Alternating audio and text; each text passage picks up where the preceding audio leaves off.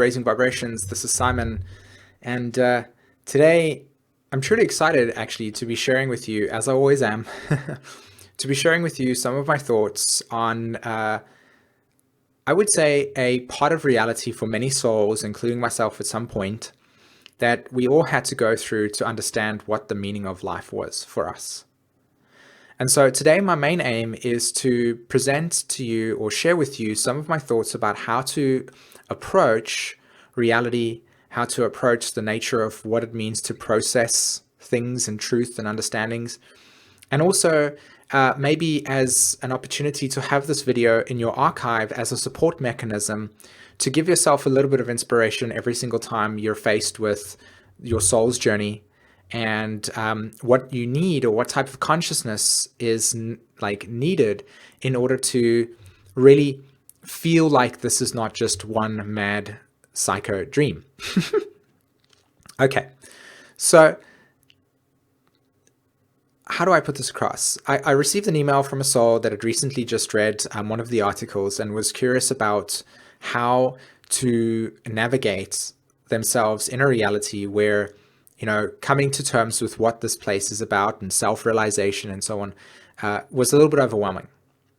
So as I was responding to the email, I felt, as I said just in this minute, to share these thoughts about this. So this is mostly for many souls out there that are looking to just try and get a grip on reality in a way where you don't feel like you're going insane and everybody else is kind of sane, because that's not what it is. The more you start to ask the questions and research and educate yourself, and the more you start to delve into the deeper mystical nature of reality, the more you're actually going to become insane in relationship to people that are just walking the earth still in a consensus state of consciousness, which is where they are. That's okay.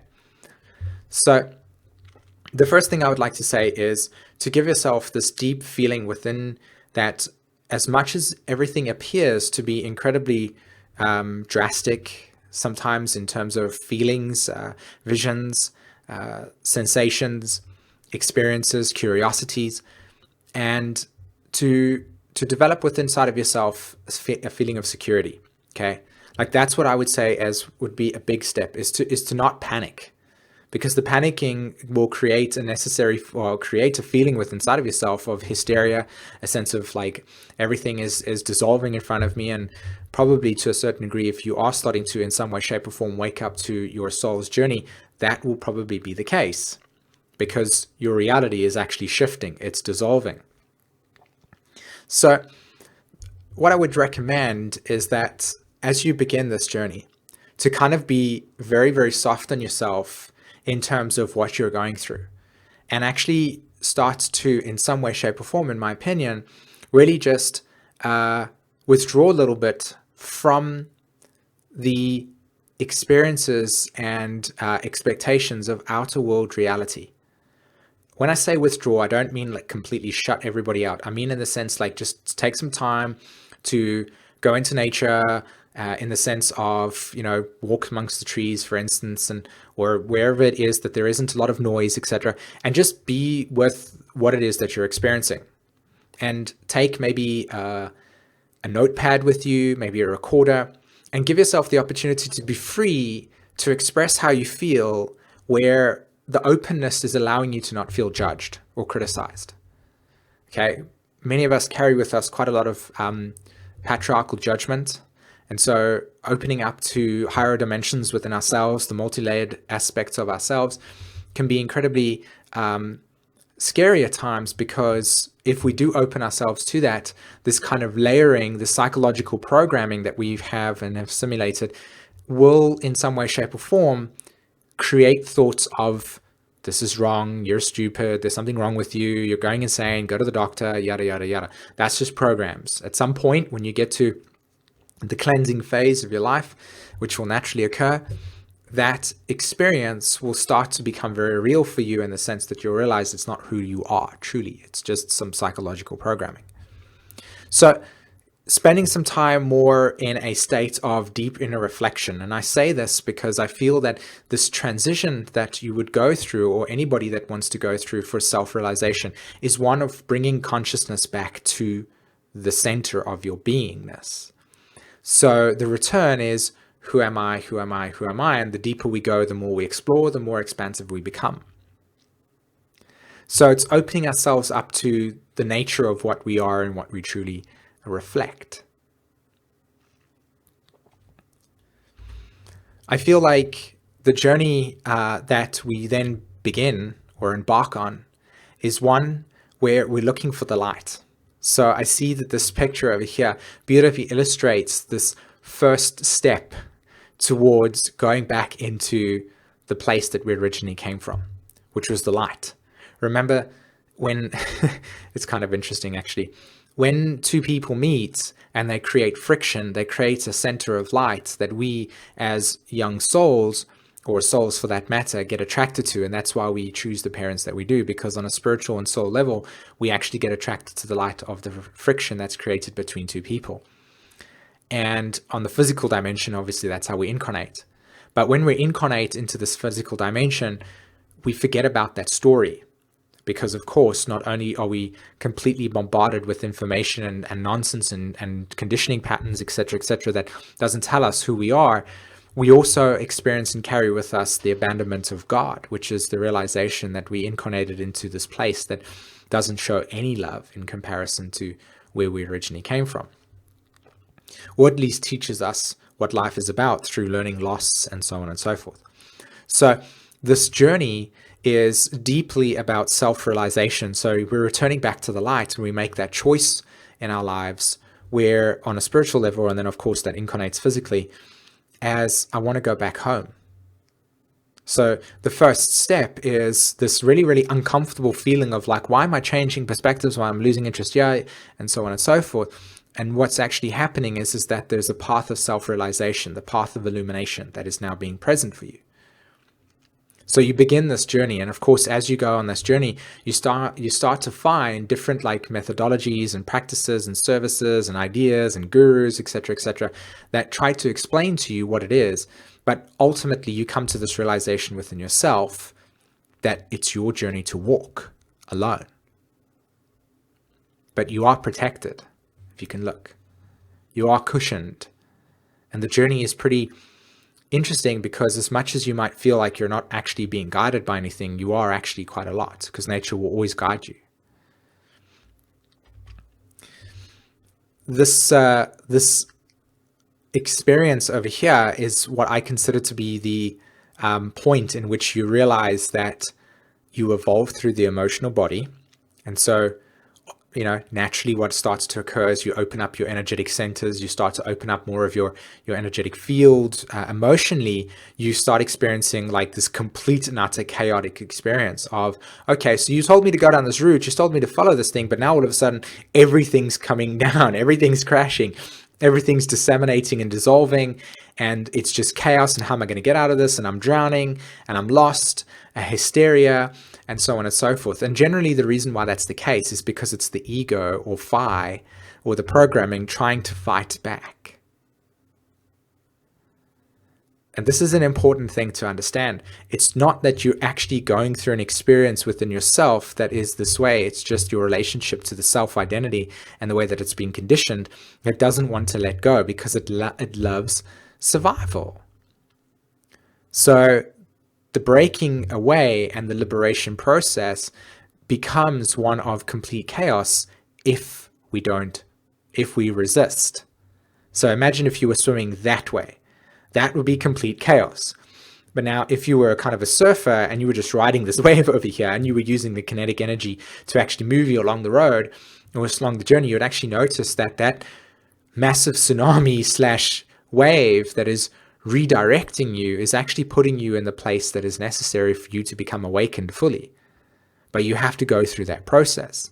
And I would consider this to be sort of like the dark night of the soul. And so it's the process of acceptance, acceptance of what is about to occur, and allowing yourself to be in with the flow.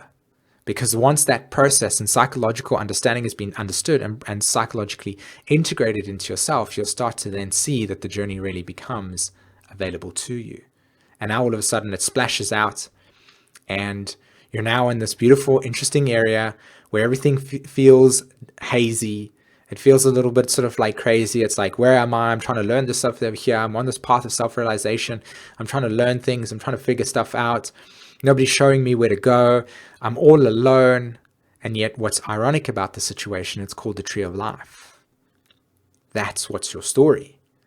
But we awaken to this only when we've started to blossom, because we realized that the growth process necessary to get to the blossoming area was important and came before the blossoming, because that is the way the cycle works. We first break through the ground, which is this part over here. That's why the darkness is the ground, and the seed needs to break through, and it needs to be persistent. So I'm encouraging you to feel persistence. I'm encouraging you to feel this necessity of, okay, I'm going on this road. I'm surrendering to things that are changing in front of me that to a certain degree I can't actually have any control over. I'm opening myself up to feeling things more and recognizing the energetic debris that I carry with me. I'm learning to let go of that stuff. I'm learning to cleanse myself. I'm learning to recognize what is important, what is not important. I reshape my values. And then what happens is I make a break for it, literally. And you break out and you start growing. And this is the growth process here that we all go through when we have to go through the dark night of the soul. We have to go through the absence of meaning, the void, the existential void of realization that it was the thing that we're searching for is within inside of ourselves. And so that's what's the point, especially when you look at astrology and the relationship to Pisces and Taurus.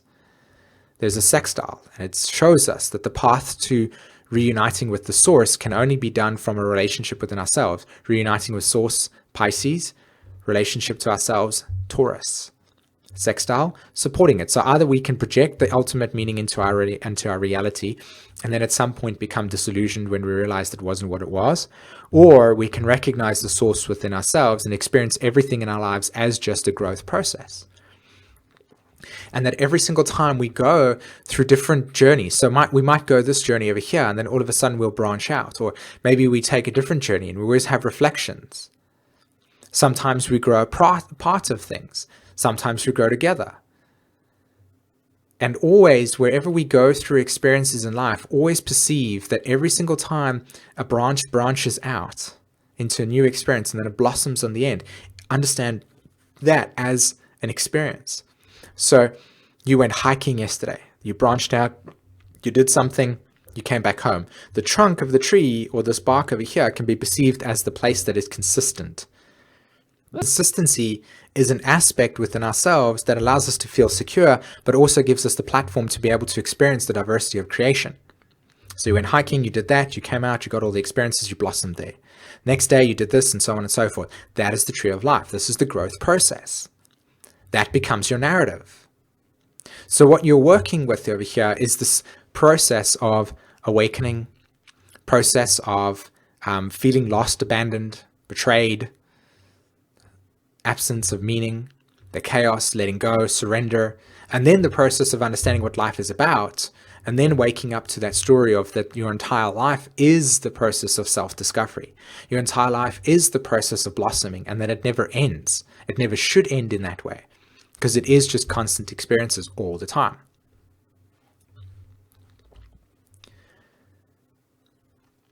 Once you start to understand that process and you start waking up to the understanding of your personal story on life, on earth, and you experience things and you start to develop a relationship to the cosmic or to your maker, which is you, your source, you realize then that from those limitations that you've transcended, you are the entire universe, and that is you.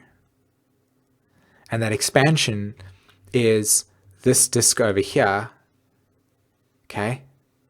That is the earth. So that's why in flat earth theory, this disk over here can be representative of the expansion of your stories on this disk, where masculine and feminine meet. And this is the higher dimensional state of consciousness, and this is where it comes out the other side, so feminine, masculine, and it's the toroidal field. It's a toroidal field. And how it interacts with the poloidal field, which is the masculine and feminine archetypal structure. So what I'm sharing with you over here is that energetically speaking, when you transcend the physical senses of yourself and you understand what you are the cosmos, you are this process, you are a galaxy, you are a solar system, And that every single time you experience things and create things, you manifest from this space, Neptune, higher consciousness, and that you are the star. So once the process of growth and expansion and realization is, and then you start to transcend, and then you start to integrate that into yourself, this is where you are right now. This is where you want to be. This is what you're coming to understand within yourself. This is the totality, and it's boundless.